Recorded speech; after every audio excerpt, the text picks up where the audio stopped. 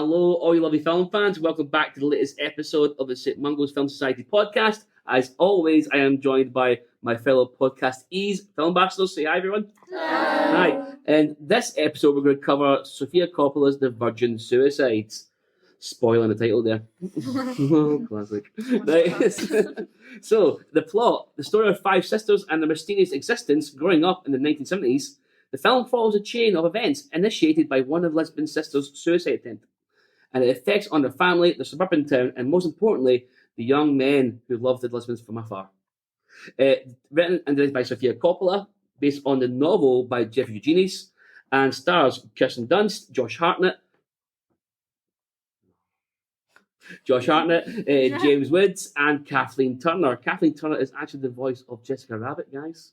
That's how I knew her. Right. Still has the voice. I was watching and played, who is that? I know the and voice. Played Chandler's dad.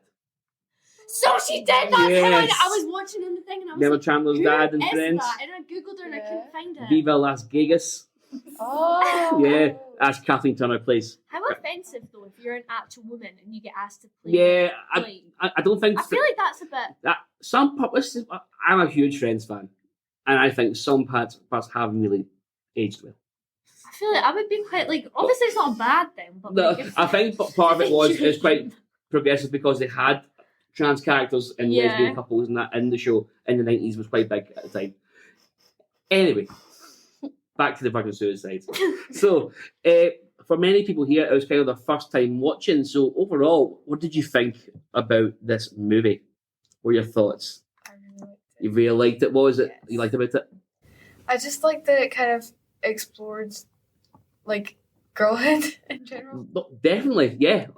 Did you feel like that was a kind of thing lacking in movies at this point, or do you?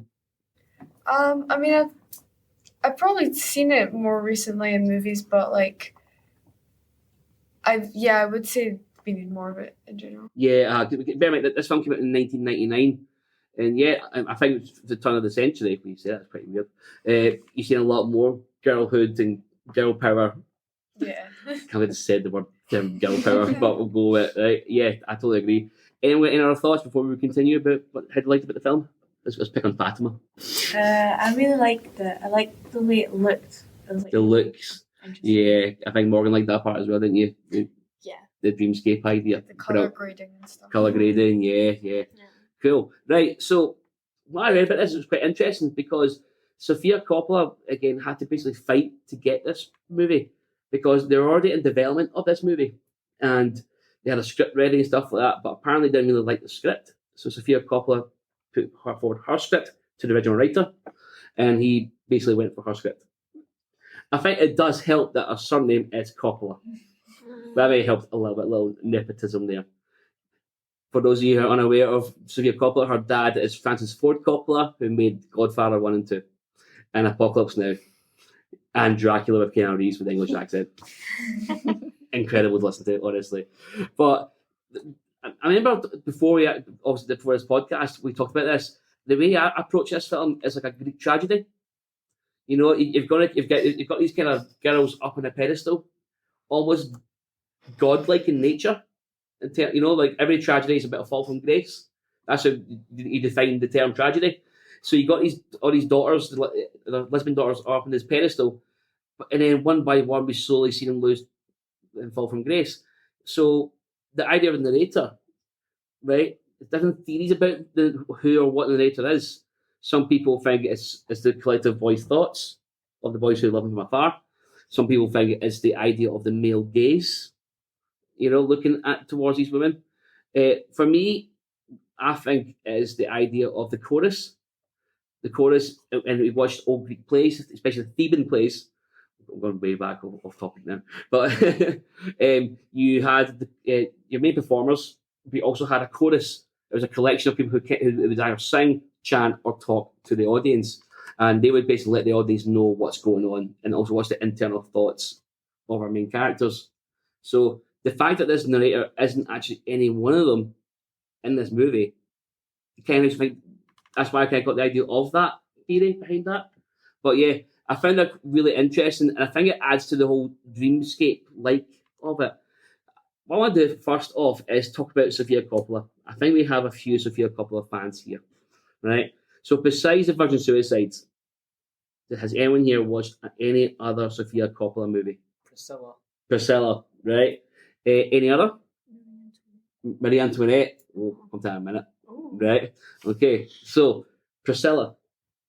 Did anyone have any comparisons between Virgin Suicides and Priscilla? Did anyone notice that, or did anyone feel that way, or could you tell us it's the same filmmaker? If so, how? I mean, all the scenes where like Priscilla's getting like changed to look like the way Elvis makes her want to. It's almost like the room's like filled with like a mist, like that sort of like dream feel. Because like she's in like sort of like Wonderland and she's dating Elvis. Yeah, yeah, I like that. Yeah, so you mentioned the idea of making her get like wear certain clothes and that kind of stuff. So there's the control aspect there. Because before her and Elvis date, it's like it's really set like to like a brown colour palette, and then after she meets Elvis, it becomes like a grey, whitey colour palette. Because everything's like heaven-like. Yeah, I suppose I like that analogy. Yeah. Did anyone else notice anything else about again the story, the characters, or even the aesthetic? Anything at all you can talk about comparison-wise? I thought like the visuals of like obviously how we talked about her kind of style, but then also I thought with the acting, like Priscilla and the Lisbon sisters, they all are very like monotone. They don't really show off much emotions. Like even in Priscilla, like there's not many times where you can actually see how much she's like hurting inside or whatever. No, so I feel like that kind of thing. There's a certain mystique. Like mask. It's a mask and mystique. I totally agree with that, and especially when compared to the Lisbon sisters, there's a certain mystique built up about them. Especially that's how the boys kind of fell in love with them and stuff. It's, like I said, put them on a pedestal. You know, there's a certain mystique behind that, and what we saw in the Lisbon sisters was there's also a lot more that meets the eye when you think of that term. You know, all these people see these 5 beautiful sisters go in the garden and so on, but behind closed doors, there's a lot more going on. What are our thoughts about that? Anyone got anything to say about behind the scenes stuff that's going on with them? I think it's kind of interesting how like you didn't see much of it because it was just through the perspective of the boys, because it makes you want like you want to see the events of like the whole chain of events. You want to see it through the eyes of the Lisbon sisters to see if there was more going on that we didn't know about. Yeah, I love that point. So do you think then maybe that could be a slight weakness in the film, the fact that it's told from the boys' point of view and not from the girls' point of view? I think one thing that like points it out is when she's chucking out her music, you would expect her to listen to like in that time like Blondie and like all that, but she's listening to like rock bands, Kiss bands, which you wouldn't expect for like because she looks all. Well, I think the first album that you saw that filled in the stairs was Alice Cooper. You know, I think that's one. So yeah. So what's your thoughts about that? I think it's just like from the outside perspective, they all just look like they're kind of just like calm, follow by the rules and that. But then when you see like when you learn that like the sister likes to smoke and like have sex with boys and then has like the rock albums, they're a lot more like grittier than they are on the forefront. Yeah, no, totally. It's also a sign of that repression. Because obviously in the 1670s, the rock and roll genre represented promiscuity and vivaciousness. I'm just using very fancy words for saying sex, to be honest with you. But that's what it meant, you know, it's like the idea of free love and so on. So, yeah. And interesting, you talked about Marie Antoinette. Mm-hmm. Yeah. I think with that, the style was slightly different. There was a more punk rock edge to Marie Antoinette, especially the soundtrack. Mm-hmm. But I think what you got is what Coppola does really well is tragic female characters. Yeah. Does that really well. You think about it, you think about Virgin Suicides, they're all tragic female characters. Mm-hmm. Lost in Translation, the follow-up, so Scarlett Johansson's character is a very tragic female character. Marie Antoinette, I think we all know what happened to her. Well, in the movie, distortion. Yeah, distortion. It's like a whole Quentin Tarantino idea. Yeah. That didn't happen. This is what I think should have happened. Yeah, she got her head cut off.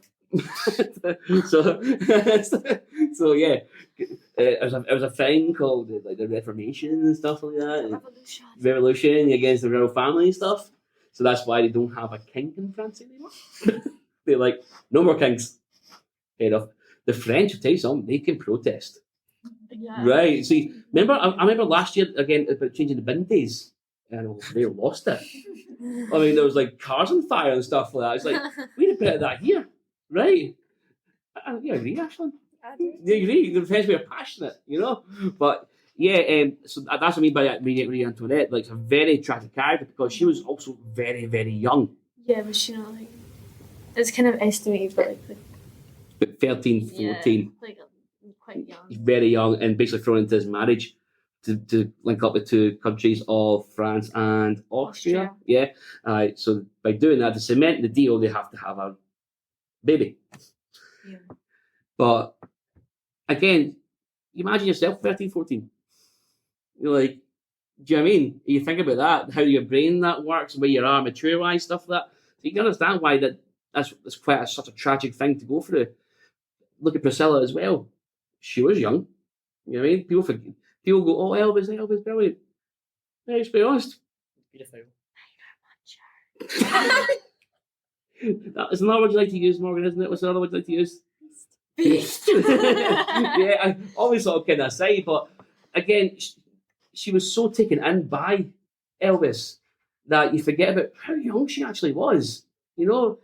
Again, I think that situation could have been with any adult male and still have that sense of control and power over her. But it happened to be Elvis Presley. And what I like about this, well, let's say what I like, what I like to the Dodge of Suicides is the power of the parents over the five girls. Like, they didn't really rebel as much, did they, at the start? I mean, can you imagine if someone said to you guys, you're not getting outside, you're not doing this, you're not doing that. What's the first thing you'd do? I'd be raging. You'd be raging for a start, wouldn't you? Would you even try and rebel a bit more and try and sneak out houses and that kind of stuff? Mm-hmm. So already you got a strong. Were they Catholic? Yeah, Christian. Yeah, you got a strong Christian guilt in there as well because they can't be seen to betray their parents, and they use that to control them. Use their faith to control these girls as well. But I think it's more the mother I noticed rather than the father. The father was just kind of like an absentee father, wasn't he? He's like, well, I think to a tiny little extent, I felt quite bad for him because he's the only guy in the house. So when the boys come over for the party, he's showing them the toy planes, all that kind of stuff. Like, they don't really care about that. They don't care. This was to go and talk to your very beautiful daughters, But so it's definitely from it's a matriarchal house, especially in terms of it's the mums in charge of this.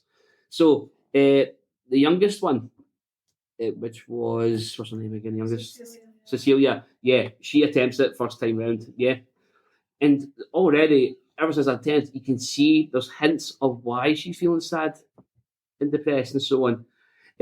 What are thoughts about Cecilia as a character? What do you think motivated her to do what she did? Do we have any ideas or thoughts about that? I think she saw, I think the reason she tried to kill her, I think the reason she killed herself at the party was because she saw all her sisters were the boys and how none of the sisters really knew what to do. And she thought, to herself, that she's never really going to get out of this house because it's the same sort of, they didn't let the sister in, so they're not going to let her do anything. I think I think she's wanted to get out of that loop, so that's why she killed herself. She sees a future ahead of her based on an idea. Yeah, that's right. She's worried to look like her sisters when it comes to stuff like that, so that's why she killed herself. It's an interesting point, 100%. I think it's because she saw how mean the boys were being to that boy that brought Joe. over. Yeah. The Down syndrome. They were making fun of him and stuff, and I think she just thought that the world was too cruel and that she didn't want to be a part of it. And so, see, the more I think about it as well, I think you're both right. Because again, it happened immediately after that bit. She was the part was kind of for Cecilia. That's what, because Danny DeVito, he was a therapist, and it was this idea to introduce them to boys and stuff like that. But yeah, and she wasn't in on the joke. She basically sat and observed what was happening, because there's even early signs earlier on. She was talking to her mum about this bird that's going extinct as well. So she fears the world and where it's going.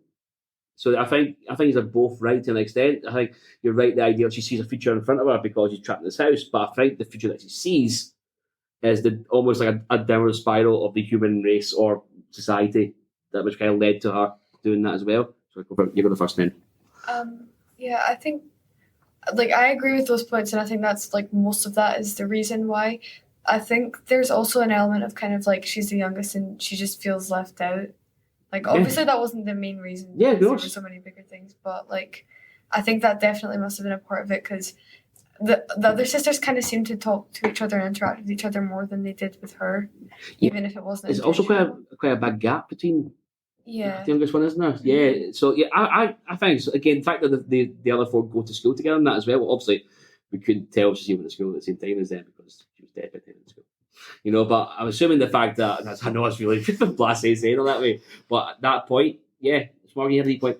I think like with Kieran and Sophie's points, like kind of mix them together. Like a lot of people, if they're in like a bad situation at home, they're just like, just wait till I can go and then it's fine. Like wait till I can leave. But I think like if it's the thing with the world, she doesn't see there to be any better life leaving the house. So she's just like, no matter where she goes, her life isn't going to be good. So she's like, medals. No, like she's tied 2 points together there. Yeah. And I think there's an element to truth to being ostracised from the rest of her family as well.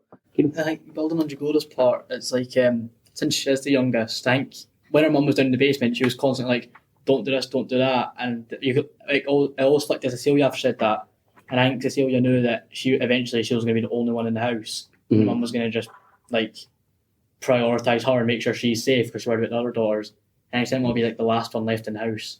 Yeah, I get it is because potentially what would happen was because old-fashioned families like that, the youngest is left in the house to look after the parents when they're older.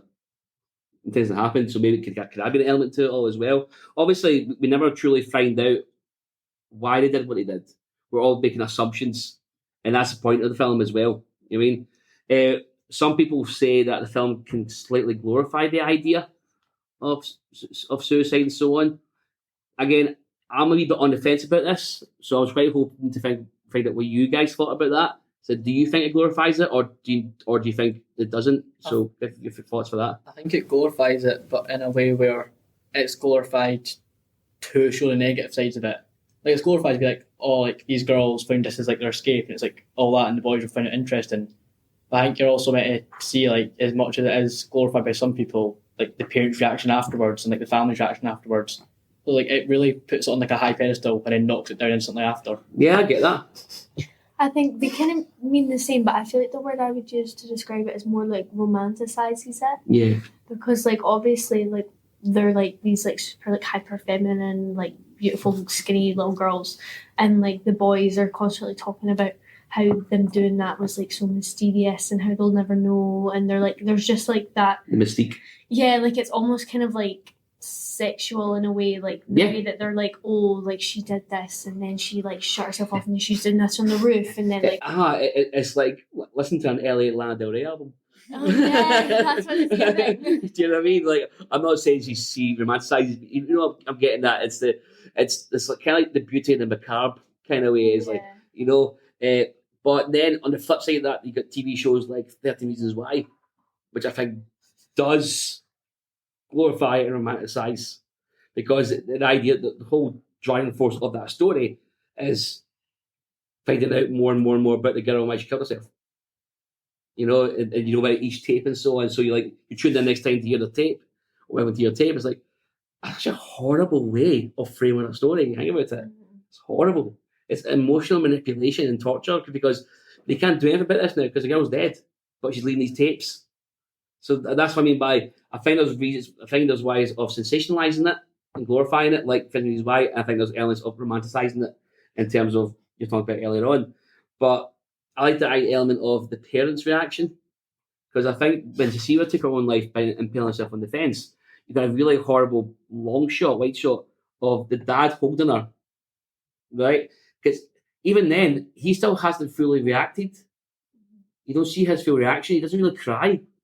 It's weird. He's obviously of the old ilk of crying is for the weak and not touch his feelings. Not that toxic masculinity element to it. I think it's also because, like you said, you're like the only man in the house. And I know sometimes, like if like a daughter feels sad, they often like look up to their dad. I think he didn't want to like make them worse. He wanted it to be a bit more. He was trying to like make everyone calm and try and calm down so that he wouldn't be.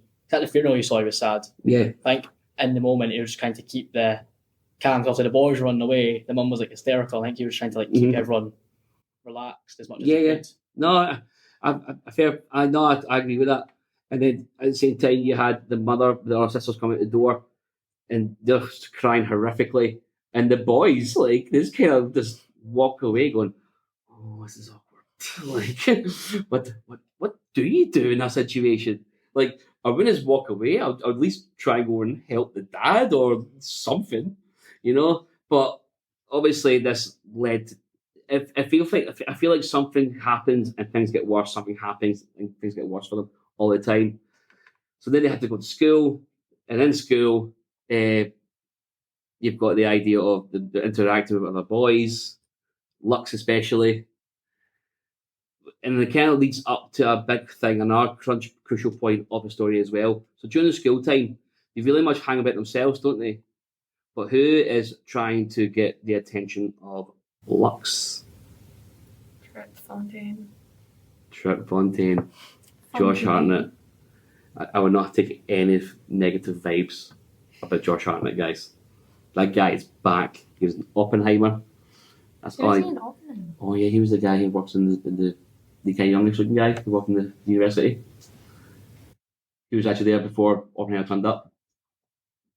Oh, I think I know what you mean. Yeah, I think so. Yeah, he played that. But I'm just glad he's back. Yeah, so strutting about doing his stuff. We know he's a bit of a ladies' man. But again, I feel like he's quite a layered character though with Trip, because do you notice his home life? What's his home life? He's like poor. No, It's not. no, Isn't he not. really rich? He's really rich. But he had two dads. Nothing. Yeah, two dads. Yeah, two dads. Yeah, in the 70s. That's a huge thing. And so, and then because remember, I'm trying to go. Yeah, just try to be yourself and talk to him and so on. There's the two dads. Yeah, I also love how the narrative changes slightly. So you see older Trip Yeah. in a room talking. I thought that was quite a good jump, good idea doing it as well. Was he not like in a rehab centre or something? Exactly, that's twisted the end, isn't it? Yeah. One thing I was confused at was that, see, obviously, how you had the boys that were like kind of like spying on the girls, Mhm. and then in high school, and you had like Trip. Because of the way he was talking, I thought he was like the boys, and it's like a few years later, like he was all grown up. Because he was like, we used to collect, like, because there was one point where he said, oh yeah, our friend one time said there was like sewer tunnels that linked all the houses. I remember that guy. So I thought it was the boys growing up. And then when he was hanging out with Lux, the boys were spying on him, and I was like, wait, I've got a timeline completely wrong. So I thought it was like, Yeah, I get that. I think that's a style though, because it is so dreamlike. But yeah, essentially, I can see how that can happen. But do you remember as well the Italian neighbour who tries to kill himself? He jumps in the window of the first floor. It's like and gets up, walks away, dust himself off, and struts away. That was brilliant. But the tunnel stuff and like how that wee guy knows all this stuff. Apparently, that's Sofia Coppola's cousin. Plays that role as well. So yeah, really interesting. But yeah, so again, the difference is Trip can have any girl he wants, but he can't have Lux. So he's totally out of sorts here, and he has to start going to the house to watch TV. And that, like, how awkward is that? Do you ever notice what happened during the first time they had watched TV? What the mum did? she sat in between them. Sat between them. Did you put Lux's foot down? Yes. Yeah. Yeah. Because her nails are all done up, but she knows exactly what she's doing. Yeah, nails are all painted. Her feet are on the table and stuff like that. Goes, like, put your feet down. Trip's like staring at the feet. you're like, dude, the whole family are there. What are you doing? And like its feet. Unfortunately, people pay a lot of money for feet. They do. Photographs. I tried setting photographs of my feet. I don't own money. Yeah. So anyway, moving on from the foot fetish of Quentin Tarantino.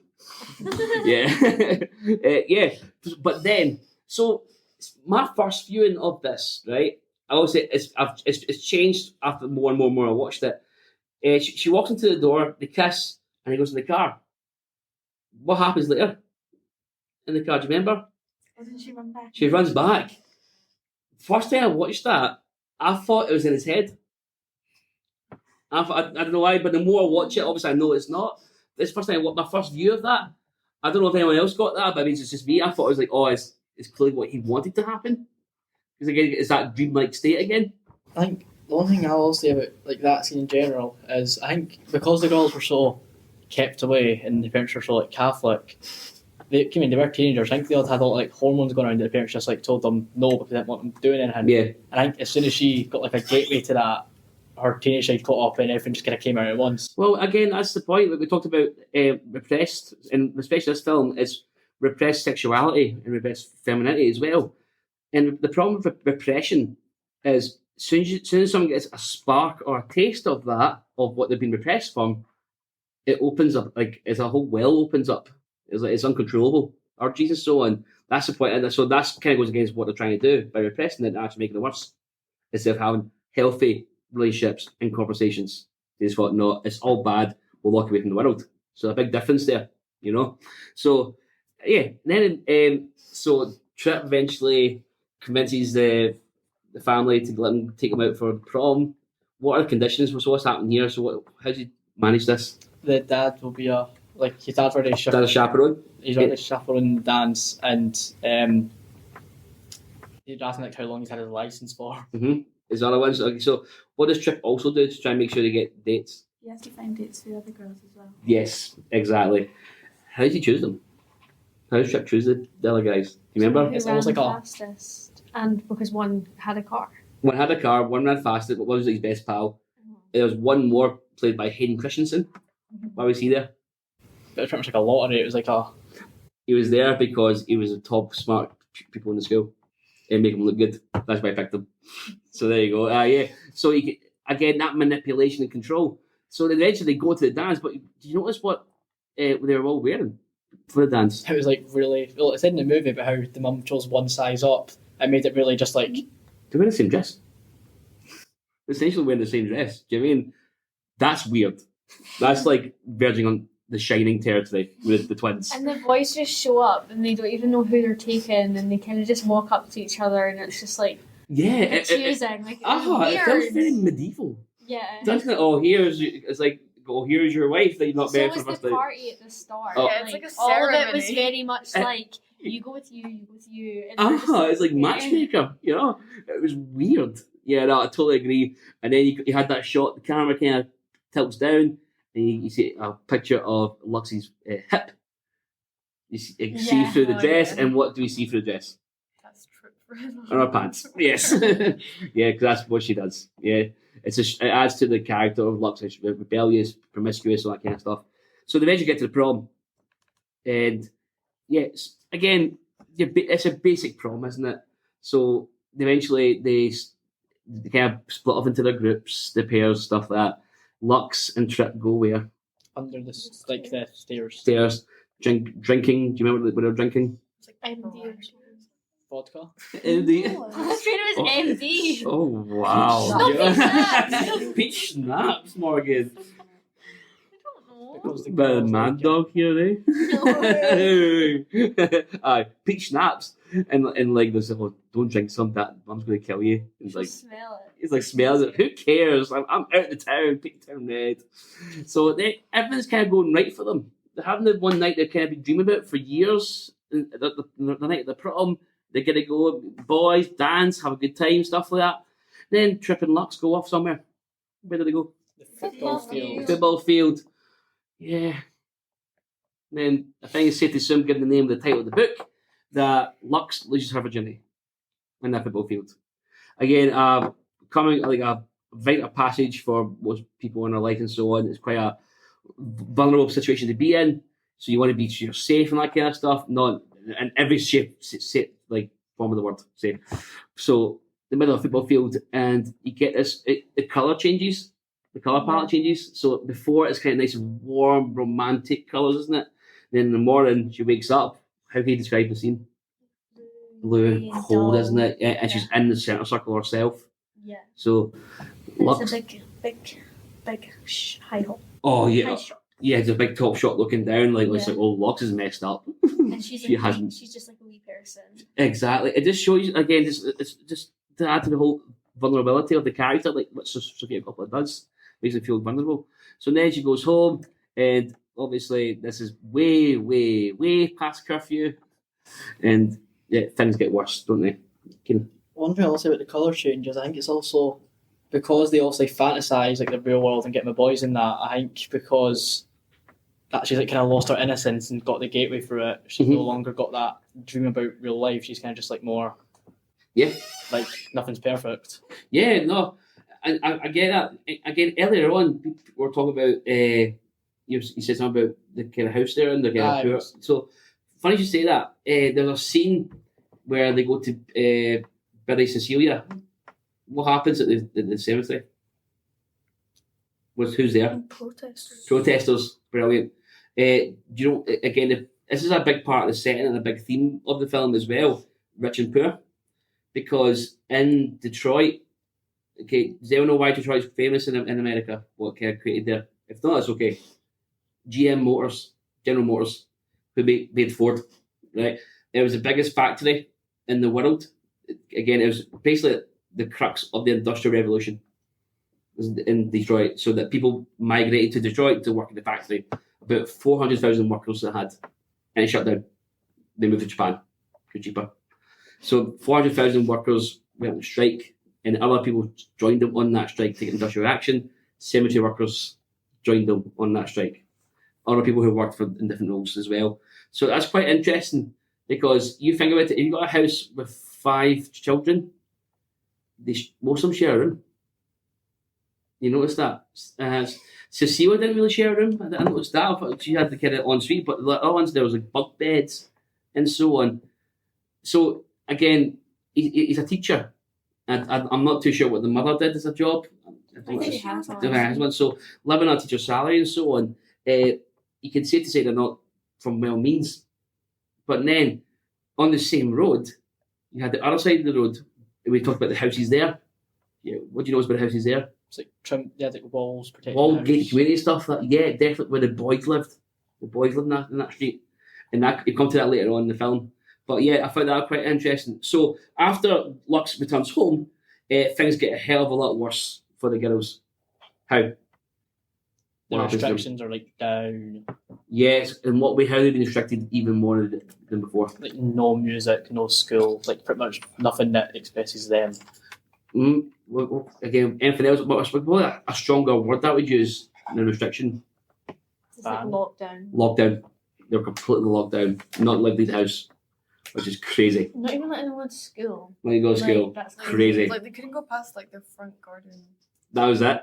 Because they didn't have to protest a tree and stuff like that. But even then, crazy. So, I mean, we all lived in a lockdown, right? How nuts were you going at some point? I'm just mad I missed my residential. We saw my crazy faces. Yeah. We missed it. We saw Ashland's phases. The gremlin phase. Is that jumper never worn? Well, he said it was never worn, but yeah, I saw so many pictures of you wearing said jumper that he said wasn't worn.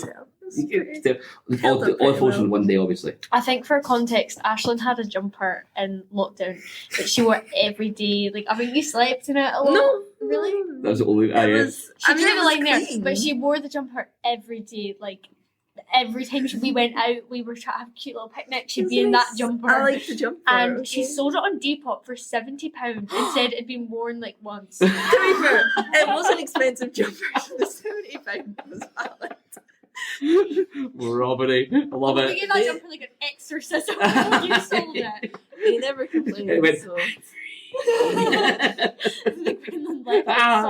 Free.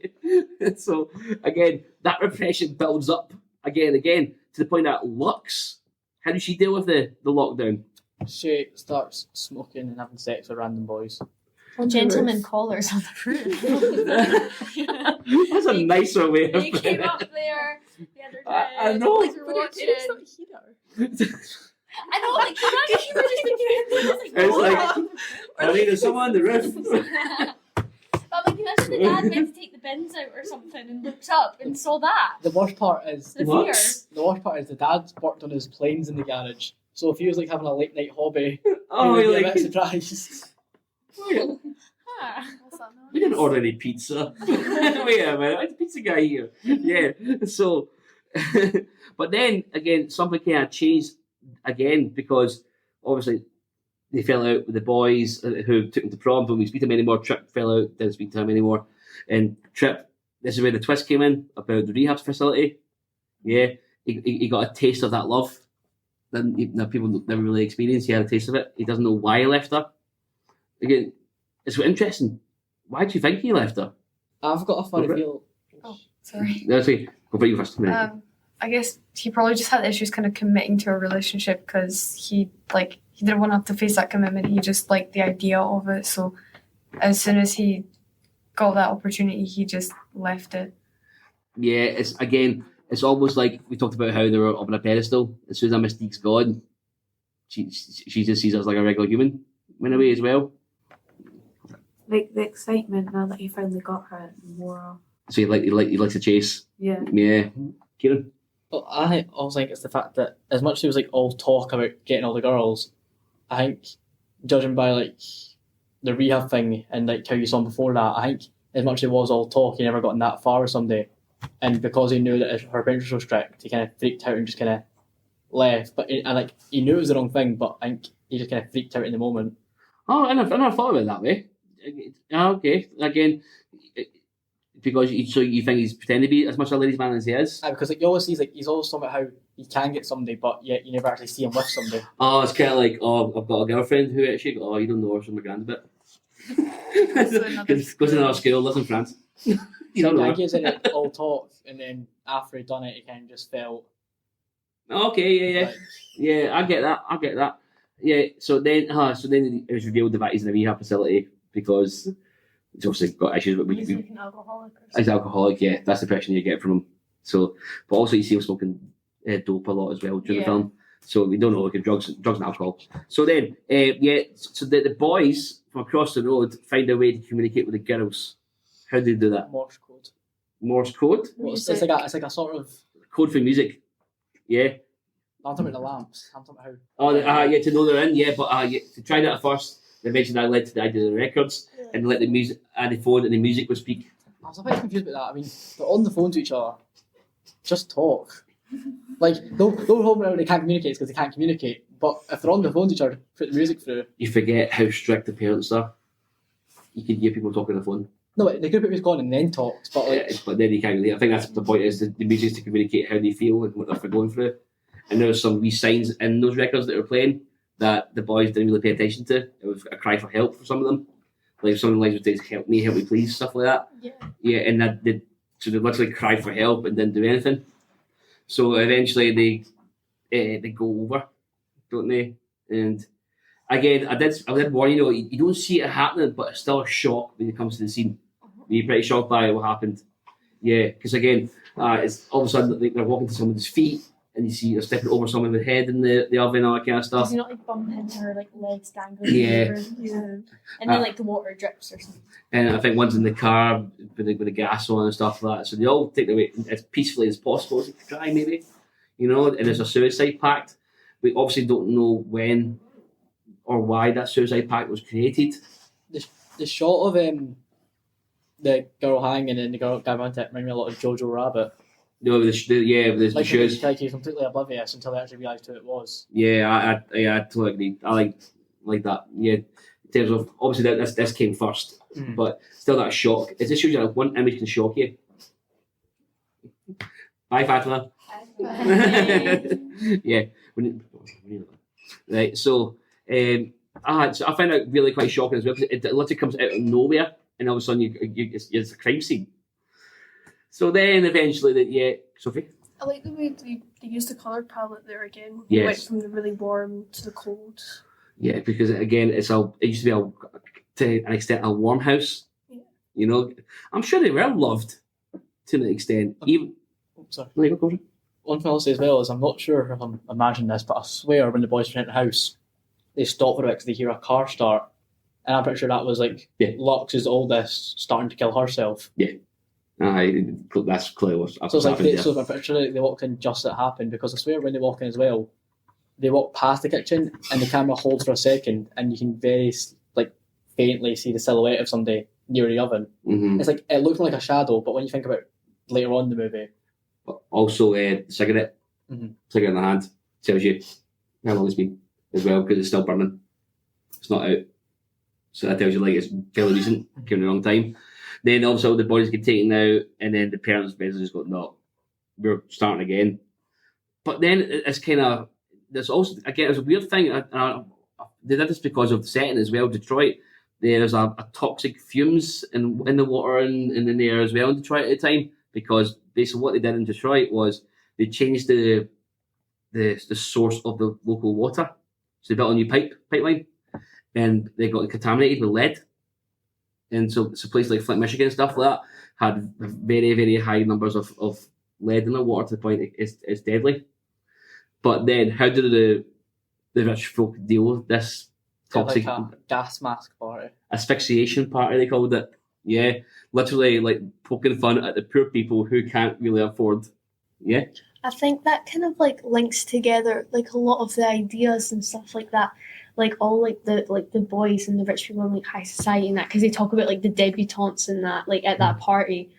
I think it kind of shows how not only like the movie romanticizes them, but they romanticize them. Yeah. And because they're, and like especially with the boys on the phone, they're like just like, oh, they're sending us all these messages, they're listening to the phone, but they don't actually care about what they're trying to say. Yeah. It's kind of like they like the idea of it, but they don't actually want to deal with what's actually happening. It's And like then when bragging rights. It's like I like to tell people, they were talking to the girls. Yeah. Yeah. And then when the boys see the dead bodies, they like freak out because that means they actually have to confront this thing that they've been so like fascinated with. Yeah. But it's just like the idea of it, not No, like, I totally the agree. actual Yeah, situation. great point. I think as well, it's like when obviously like the girls killed themselves, it affected like the high school and like the poorish era they were in. And I think all the family dying and it being on news and that was sort of like the gas, and then the richer way of getting around it was just putting on a mask to avoid it all. Yeah. So they went like breathing all this negative stuff that poor people It could be a metaphor as well for how the girls felt asphyxiated and choked and strangled in their lifestyle and that as well. So yeah, it's very much a film that's open to interpretation because different. It's that dreamlike state, isn't it? But yeah, so I think overall this is quite a success of a film we chose. Yeah. So this is the penultimate episode of our podcast. We have one more to our season finale, guys. And we say goodbye to some of our 6-year people, so the members who aren't here right now, but they should be the people come for the next episode. So yeah, this is what we rate it out of 5, and you remember the rule, guys. Oh, there's. Exactly. So it's literally one rule. But on Letterboxd you can put points. Exactly. This ain't letterboxed. Well, maybe it should be. Put on your letterboxd then. But I did actually read it on Letterboxd. That's So that's what I like my ratings. What did I rate Actually, it for? Okay, so are we all going to letterboxd out, guys? Yeah. That's Miss Johnson 85. Anyone wants to know Already what that followed. my letterboxd is? Oh, god damn it! Mine's is a half. Guess what's mine? Mine's a solid. Your lens. It's not a swear word, so it What, you doesn't used count the in my Lord's name in lens. vain, Morgan. Name. Just as bad. Oh, title for Callan's watching. Anyway, Kieran, you're up first. Well, I give it a 4-star, and it's mainly because I felt the first half was really good, and then the second half was like, I know it's because it wanted to like build up the anticipation of Wrexham killing himself, but the second half just kind of felt a bit underwritten. Like Okay. I think because it was her debut, she had an idea and she knew what she wanted to do with it, but I think she was didn't know how to end off that idea, because the first half was like amazing, and then the second half was like good but not as good. So we see getting built up here. So I'll come to you seconds to unleash it off. So just for the sake of it not having a perfect full, it gets a 4. Okay, that's your opinion. Yeah. Sorry. I'm going to give it a 4, right? It was 3.5, right? I liked it. No, listen, right? You know why? Why? Because I don't like movies that don't tell me exactly what happens. I feel like I'm left out on the gossip. So I didn't like that it didn't tell me exactly what the series of events. I don't know if they had a pact. I don't know if one saw one kill themselves and then they all were like, oh no, and killed themselves Why not? after that. But why I don't like it was unwritten is because I think she did exactly what she wanted to do. I think she wanted it to be a mystery. I think she had an idea, she played it through. I just think you didn't like it as much. Like, Domestic. Love it. No, I feel like, so if that's the case then, right, so what about the ending of The Shining? Well, I like the insane. But Don't it's like still The similar Shining. though. In terms of there's a mystery, is he actually haunted by a ghost that lives in the Overlook Hotel, or is he just by chance being driven crazy? It's that open to interpretation. The I very just- fact we're talking about this ending in this movie shows No, what kind of style of film it is. But for The Shining, it's like it keeps the same level of stuff happening the entire movie until the final 10 minutes when he starts feeling. I think him seeing him in the Overlook Hotel at the end was more of a all the owners. Bless you again, Morgan. I think seeing him at the hotel at the end was sort of like a more. All of the owners of the hotel are pretty much like staples of him. That they'll end up the same. They'll end up crazy thinking they're privileged because they have all the power. In the hotel. Aye. They're all ghosts. Because when somebody comes up to him and talks to him at the bar, he doesn't use his actual name. Yeah, because they're all. He's always talking about like who was the owner when he was alive. Yeah, because remember everyone in the Mhm. hotel's a ghost now. We've all been killed there. I don't like. So when Why are we talking about The Shining? Because of the interpretive ending. the Also. You go then. Go for it. I don't know if a 5 is overstepping it because I did really like it, but I have a tendency to give generous ratings, so I'm not sure if I can like What does your heart tell you? myself. But I might go with a 5. Honestly, I'm just gonna go for it because I just liked how the movie explored all these different topics, like girlhood, like I was saying earlier. And I did actually kind of like the ambiguity of it. Like I do get that it's kind of annoying we didn't see exactly what happened, but it does add to the mystery a bit. Yeah. Yeah, I like that. That's absolutely fair point. So fair. I would give it a 4 out of 5 because it's not my usual type of film, but I enjoyed it more than I thought I was going to. Yeah, okay, yeah. And I just love the way that she worked with the colours and how she like started it at the start, like because near the start it went from warm to cold, just Mhm. on a normal like scene, Yeah. and it's like building up to the big. So you love the overall aesthetic of it as well. Yeah, I get that. Yeah. Kieran. That's what I say. I agree with Sophie there because when I'm trying to remember the exact time. You're going to get the. Yeah, I know. I'm trying to like speed run it. Wait, can you see all your points again? So I can just remember. No, it's The colour important. palette, the It's important. aesthetic is you should like The one to go. Oh, it was there. Not think you're going to enjoy it. When I went into it, I thought it was going to be more of like a soppy, feel-bad story. And then because it was all... Everyone loves a good soppy feel bad story, and right? then because it was more of like a mysterious, you don't know the reason, it was more like a murder mystery, I enjoyed it more. It's an art film. Mhm. An art film, you know? No, I like that. Ashley. I really liked it. I'd give it a 5. Who are you? Those are like my favourite type of films because I loved like it looked really nice. Mm-hmm. And it was like a mystery kind of like left a lot to the imagination. I really like that, and like just what you said, like art. Yeah, it's an art piece. Yeah, I love definitely. films like that. She's definitely she's an artsy filmmaker, 100%. So you get a 5 out of 5. Go you. Right, Morgan. So as you still type in your history right up. This is biology. No, I don't want to talk about it. I would give the film a 5 out of 5. Okay. Well, Letterboxd was 4.5. You change it now. But no, I'm just gonna round up for purposes of the podcast.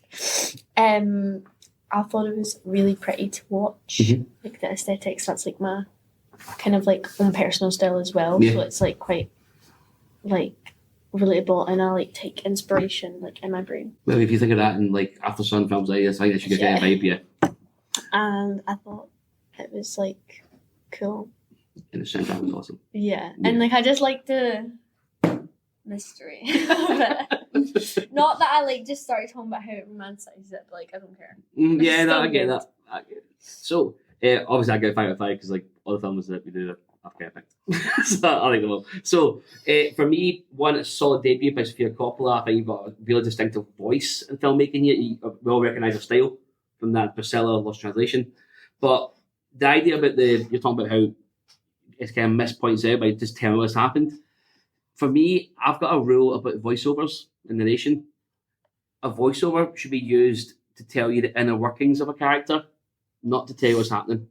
You should be able to show, you know what I mean? Again, it's about how you interpret the images. I know it's kind of a cop-out saying this, by the way. I understand that. It's how you interpret, and I think it goes to that whole cliche of saying that less is more. I think you create up your own theories of why I did it and so on. Everyone comes to a film with their own emotional sense of baggage. I don't mean it in a negative way, but you do. You bring your life experiences and that you all react to it and adapt to it and take it in differently. And I think there's a film that exactly does that. The very fact that we're all different ratings here. You're all very different ratings, very different reasons why you liked it, why you thought you did it. I mean, we all had different theories there, but why you thought you did it, you know, and when you did it, so on. So it's like I said, I'm a fan of art cinema. I always will be.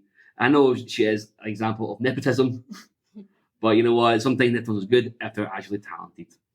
So that being said, we have come to the end of this episode of our podcast. Tune in to our next one, which is our season finale, which is going to be Greta Gerwig's Barbie. Yay! I have Barbie socks on right now, guys. Yeah, I know, I saw them. It was incredible. And you're in the pink as well. The Barbie, I said it. You want to hold your up. Barbie socks. Right. So, as always, everyone listening at home, all three of you, appreciate the fandom.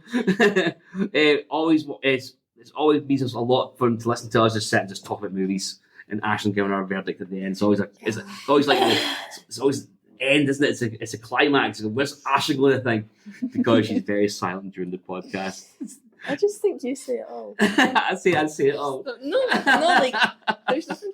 Yeah, I'm only winding you up. Anyway, so please make sure you stay tuned for our finale, which again we say goodbye to some of our S6 film ambassadors as well, which we're quite sad. And yeah, but hey, we're watching Barbie. You know what I mean? It's more than enough for me. I actually have no idea, but it's really good. And slippers. And Yeah. slippers, yeah, slippers. Say I'm connected. Yay! Yeah, I do like saying that one. So as always, guys, so thank you from me and I've been your host. Thank you from my Film Society members here. Say bye, everyone. Bye. Thank you.